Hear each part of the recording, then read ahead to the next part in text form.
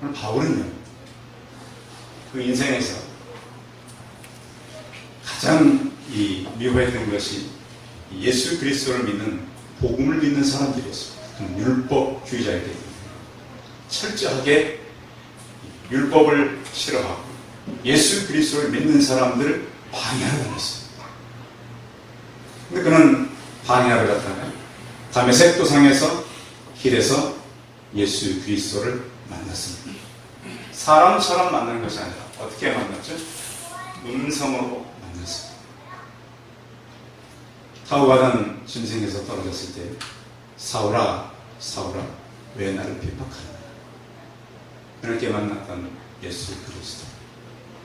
근데 바울은 예수 그리스도를 그때만 만나는 것이 아니라 늘 자주 그분과 대화를 통해서 만났습니다. 여러분, 우리가 알고 있는 기도는 우리가 필요할 때 잠깐 하나님께 얘기하고, 어떤 내가 위급할 때 그분께 가서 말씀드리는 것이 아니라 언제라도 그분과 대화할 수 있는 그 도구가 바로 기도입니다. 여러분, 휴대폰 가지고 좀 통화 많이 하시는데 무제한 통화 쓰시는 분들 많으세요? 자, 무제한 통화 쓰시는 분. 자, 난 무제한 통화를 쓰고 있다. 의외로 별로 없네요. 그런데 사실은 무제한 통화를 맨 처음 만드신 분은 하나님입니다. 기도는요, 새로운 개념이 있어요. 뉴 패러다임입니다. 어떻게 사람이 신과 대화할 수 있는가? 근데 기도는 사실 그런 도구로 우리에게 주어졌어요. 근데 교회가 사실은 이 기도에 대해서 잘못 해석한 부분도 많고, 또 기도에 대해서 우리가 잘 알지 못한 부분이 참 많아요. 근데 오늘부터 여러분의 기도를 대화로 바꾸시기 바랍니다. 누구랑 대화하는 거죠? 그게 맞습니까?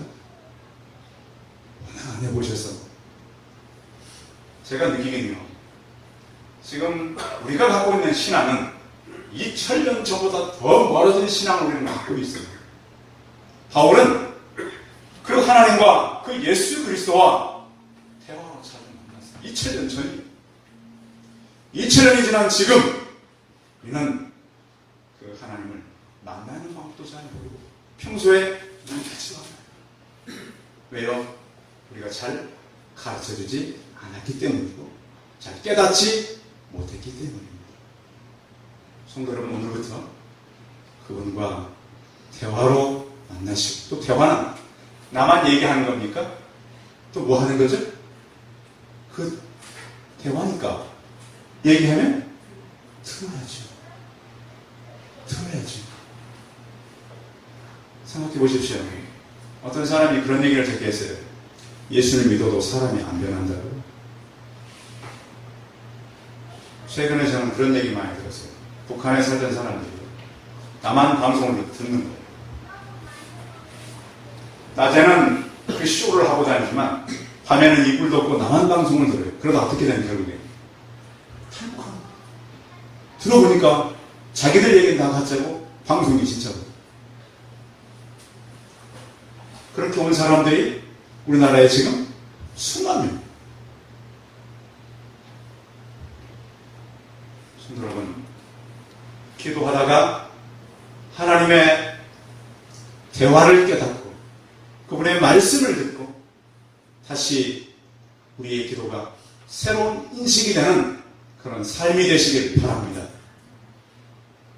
그 예수 그리스도는 전능자입니다. 천지를 창조하신 하나님입니다. 모든 사람이 기도해요. 이 지구 안에 있는 모든 사람이 기도해요. 그분은 다 가능하신, 전능하신 하나님. 바울은 그 예수 그리스도를 만나고 난 이후부터 늘 그분과 대화했습니다. 그런데 그의 삶은 그렇게 평화롭지는 않았습니다. 예수님을 만나고 그는 눈이 멀었고요. 또 그 이후에 바로 가서 유대인들을 굴복시키는 사람들이 되었어요. 그런데 수많은 핍박과 어려움은 참 많았어요. 어쩔 때는 굉장히 많은 사람들이 바울 앞에 문전성시를 이루었어요. 신약성경에 보면 바울이 가면 사람들이 어떻게 하기를 원했죠? 더 유하기를 원했다는 말이 많이 있어요. 왜냐하면 바울이 가면 많은 역사와 능력이 드러났거든요. 하나님의 일하심이 나타났거든요. 그러니까 좀 더 같이 있자 그랬어요. 근데 놀라운 것은 바울이 감옥에 갇히자 사람들이 떠나기 시작했어요. 우리 인생은 그렇습니다. 내가 좋은 일이 많이 있을 때는 사람들이 많이 있지만 어려움을 만나면 사람들은 떠나게 돼 있습니다. 그래서 바울이 그의 남은 친구가 별로 없어요. 감옥에 갇히니까 남은 친구가 다메섹 도상에서 만났던 예수 그리스도가 남았고 또 의사 누가가 남았고 그리고 또 가장 만나고 싶었던 디모데가 생각이 난 것입니다. 그래서 그는 편지를 쓰게 된 것입니다. 너가 올 때 마가를 꼭 데려가라. 마가는 문제가 많은 그런 청년이었는데 바울을 만나고 나서 변화된 그런 청년이었습니다. 성도 여러분, 우리의 상황은 항상 친구 같지 않습니다. 항상 사람들이 우리를 반가워하고 항상 우리를 기쁜 마음으로 맞이하지는 않습니다. 어려움이 생기면 사람들은 떠나게 됩니다. 오늘 본문 10절 같이 한번 읽어보겠습니다. 10절 시작.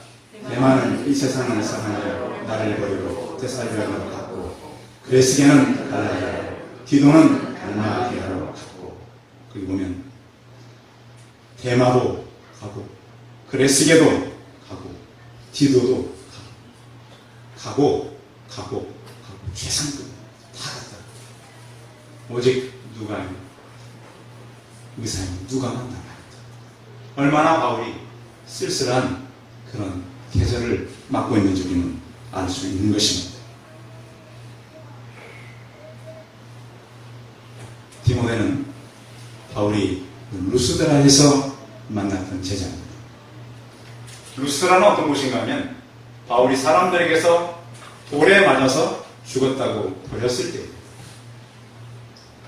바울이 예수님 믿고 좋은 일만 있었던 것은 아니에요. 어떻게 보면 너무 안 좋은 일을 많이 만났습니다. 전도하면 막 사람들이 돌아오고 좋은 일이만 있어야 되는데 전도하다가 돌에 맞아서 거의 다 죽게 돼서 바울이 버림받은 그 지역이 루스드라, 디모데를 그곳에서 만난 것입니다. 어떻게 보면 그는 이제 로마 감옥에서 디모데에게 보내는 두 번째 편지이자 이 마지막 편지가 되는 것입니다. 바울은 직감하고 있었습니다. 얼마 있지 않으면 내 생명이 끝난다. 계절은 점점 추워지고 이제 그의 생명이 얼마 남지 않음을 직감하면서 그가 올 때 겉옷을 가져오고 마가를 데리고 특별히 가죽 종이에 쓴 것을 가져오다. 그 책은 성경을 말하는 것입니다. 그런데 왜 바울은 빨리 와야 되는데 겨울 전에 오라고 부탁을 하고 있을까요? 디모데가 있는 곳에서 로마까지 오려면 먼 지중해를 건너야 합니다. 지중해는 겨울이 오면 4개월에서 길게는 5개월까지도 배가 항해할 수 없습니다. 그래서 빨리 와요. 왜냐면 얼마 있지 않으면 바울이 사형이 언도됐기 때문에 언제 끝날지 몰라요. 그러니까 빨리 와요. 겨울 전에 와야 합니다. 여러분, 우리가 아직도 가을이 남아있고 가을 후에 겨울은 올 것입니다. 그러나 우리 인생은 그렇지를 못합니다. 요즘에는 월동 준비라고 해봐야 이제 김장 준비 정도 다 겨울은 준비되어 있습니다. 그러나지만 인생은 때가 있습니다. 전도서 3장에 보면 만사에 기한이 있고 때가 있다 그랬습니다. 배가 다닐 때가 있고 도저히 폭풍 때문에 다닐 수 없는 겨울이 있습니다. 공부할 때가 있고 씨를 뿌릴 때가 있습니다. 주로 씨는 어느 계절에 많이 뿌리죠? 봄에 많이 뿌리죠. 봄에 뿌려야 가을에 거둘 수 있다고 많은 사람들이 얘기합니다. 여러분, 어떻게 보면 우리 인생은 일할 때가 있고 일을 하지 못할 때가 있습니다. 그래서 성경은 우리의 준비를 해야 된다고 슬기로운 다섯 처녀와 미련한 다섯 처녀를 통해서 이렇게 교훈하고 있습니다. 슬기로운 처녀들은 등뿐만 아니라 기름도 같이 준비했습니다. 왜? 신랑이 언제 올지 모르니까. 미련한 다섯 처녀는 등만 준비했습니다. 신랑은 늦게 왔습니다. 미련한 처녀들이 기름을 구하러 나갔을 때 신랑이 왔고 잔치의 모든 집의 문은 닫히게 된 것입니다. 그때 와서 문을 두드렸지만 아무도 문을 열어주는 사람이 없었습니다. 여러분, 우리는 영적 준비를 해가야 합니다. 주님의 때를 우리는 준비해가야 합니다. 오늘 바울은 내가 속히 와야 합니다. 겨울 전에 와야 된다고 말하고 있는 것입니다. 주물공장 같은 데 가보면 이 쇳물을 퍼다가 이렇게 미리 만들어 놓은 그릇 같은 데 갖다 붓습니다. 그리고 나서 꺼내가지고 이 쇠가 완전히 굳기 전에 쳐서 어느 모양을 만드는 것입니다. 쇠도 그렇고 유리도 그렇고 플라스틱도 다 그렇습니다.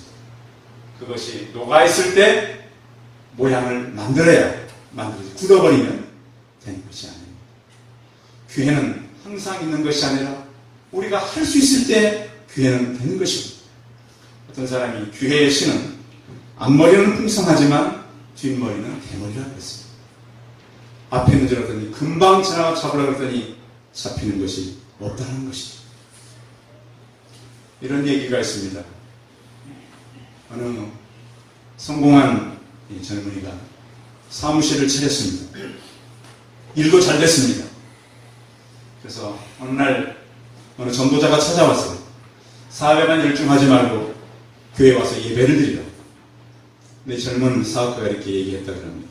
그렇잖아도 지금 교회에 나가려고 내가 번 것으로 좀 나누려고 합니다. 근데 지금은 일이 잘 되고 시간도 없으니까 좀 기다렸다. 가겠다. 그래서 가겠다 그러니까 이 전도하는 사람이 자주 그 사무실을 찾아갔습니다. 꼭 오시라. 오셔야 됩니다. 이번에 오시라. 가겠다고 말만 하고 가지 않았습니다. 어느 날은 굉장히 많은 소리에 막 도장을 막 찍고 있는데 이 전도자가 또 온 겁니다. 오시라. 화를 냈어요. 간다 그러는데 나중에 간다 그러는데 오시라. 시간이 좀 지났습니다. 어느 날 얼굴이 무섭게 생긴 사람이 찾아왔어요. 가시죠. 당신 왜 안 돼? 목덜미를 잡는 손이 너무 차가웠어. 죽음의 사자였어. 우리의 시간은 굉장히 오래 갈 것 같지만 그렇지 못합니다. 그는 살려달라고 발버둥을 쳤지만 그 시간은 이미 끝나게 된 것입니다. 성도 여러분, 우리가 겨울 전에 해야 될, 인생의 겨울이 오기 전에 해야 될 일이 무엇인가를 생각해 주시기 바랍니다. 바울은 올 때 꼭 가져오라는 것이 있는데 13절 말씀입니다. 같이 읽어봅니다. 시작. 내가 올 때 내가 들어와 가보에서 겉옷을 가져오고 또 책에 특별히 가죽 종이에 쓴 것을 가져오라. 올 때 꼭 가죽 종이에 쓴 것. 헬라어 성경에 보면 성경이 되어 있습니다. 하나님께서 그에게 주는 말씀을 기록한 그때는 이런 얇은 종이가 없었기 때문에 다 글을 쓰려면 두꺼운 가죽에다가 물론 말린 가죽인데 이 두루마리처럼 많았기 때문에 분량이 많습니다. 그래서 성경을 기록을 해가지고 그것을 갖다가 이제 아는 사람 집에 맡겨놓은 것이죠. 올 때 꼭 왜 성경을 가져오라고 했을까? 이 말씀이 생각나고 기억났기 때문입니다. 성도 여러분, 성경을 볼 수 있을 때만 읽으시기 바랍니다. 그리고 이제 가을은 무슨 계절이라고 그러죠? 독서의 계절이라고. 성경을 읽을 때 많이 읽는 것도 중요하지만 깊이 읽고 묵상하시기 바랍니다. 우리가 성경을 안 읽지 않아서 그렇지 성경은 진리이기 때문에 성경은 나를 보게 합니다. 처음에는 내가 성경을 읽지만 성경이 나를 보고 있는 책이 바로 진리의 책입니다. 진지하게 깊이. 그래서 겨울을 아는 사람, 미래를 준비하는 사람이 바로 영적인 사람이 되는 것입니다. 뿐만 아니라 바울, 그런 어려움 속에서도 더 어렵게 하는 사람이 있었는데요. 14절 같이 읽어요. 14절 시작. 우리 세금업자 알렉산더에게 화를 많이 입혔으며 주께서 그 행한 대로 그에게 갚으시리니. 우리가 복음 전도하고 착하게 산다고 우리가 어려움이 없는 것 아닙니다. 그 바울에게도 힘들게 하는 사람이 있었어요. 해롭게 하는 사람이 있었습니다. 그는 그 부분에 대해서도 주께서 갚으실 거라고 얘기합니다. 성도 여러분 주변에 혹시 여러분을 힘들게 하는 사람들이 있습니까? 믿음으로 살려고 하면 힘들게 하는 사람이 있어요. 아는 형제 이번 주에 결혼하는데 둘이 안 싸웠죠? 제가 왜 이렇게 물어볼까요? 경험이 있어서 물어보고 결혼 전에 많이 싸우기도 합니다. 전에는 이상적으로 만나지만 사람이 현실에 부딪히게 되면 다툴 일도 많고 기분 나쁠 일도 많습니다. 그러나 그 모든 것을 하나님께 맡기고 또 서로 불쌍히 여기는 마음이 필요한 것입니다. 세계를 움직였던 많은 인물들이 사람들을 조사했습니다.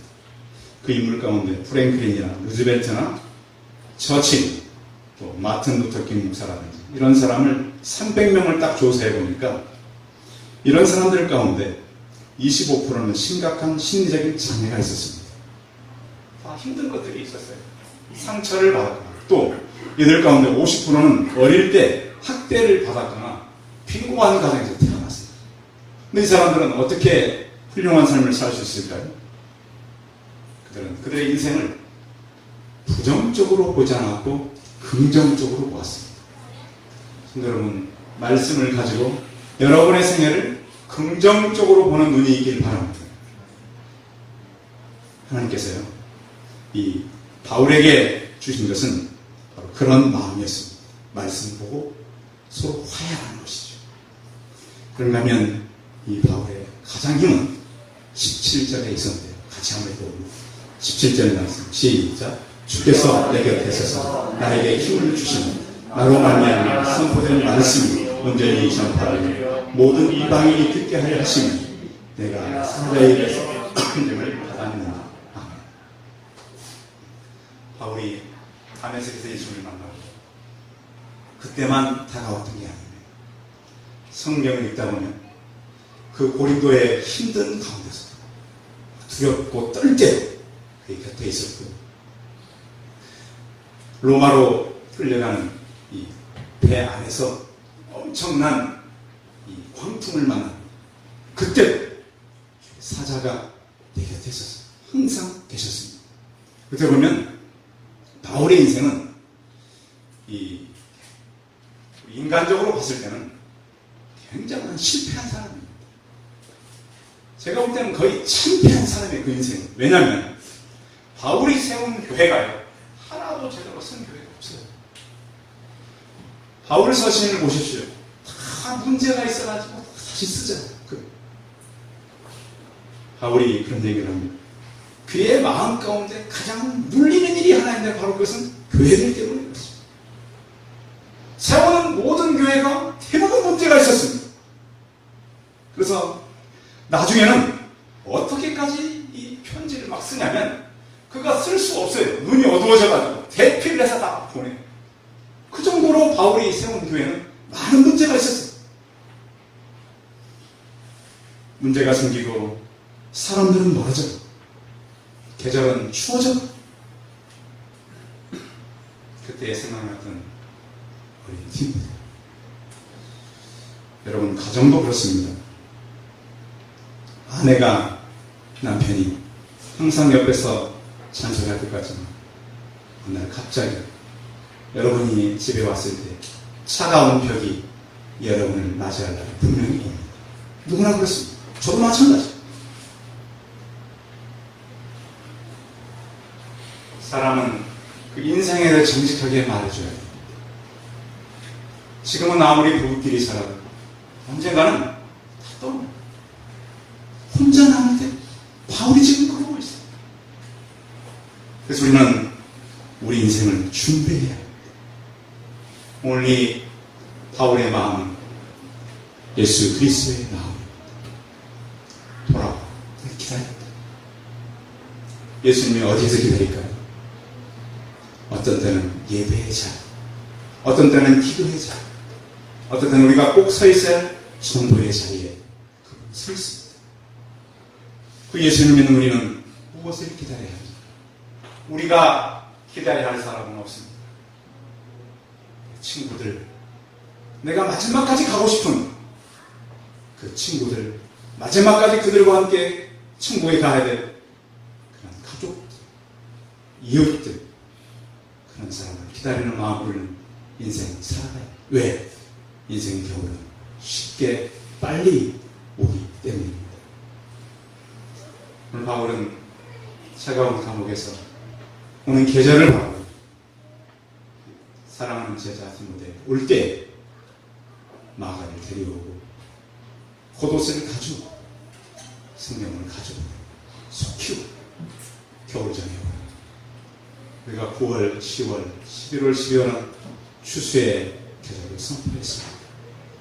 오늘 바울의 기다림이 하나님의 기다림이, 오늘 바울의 기다림이 우리의 기다림이 다 되길 바랍니다. 기도하겠습니다. 살아계신 하나님, 우리 인생은 우리 생각보다 굉장히 쉽게 우리 계절을 맞을 수 있습니다. 지금은 아직 끝나지 않은 무더위가 있지만 겨울은 금방 우리 곁으로 올 것입니다.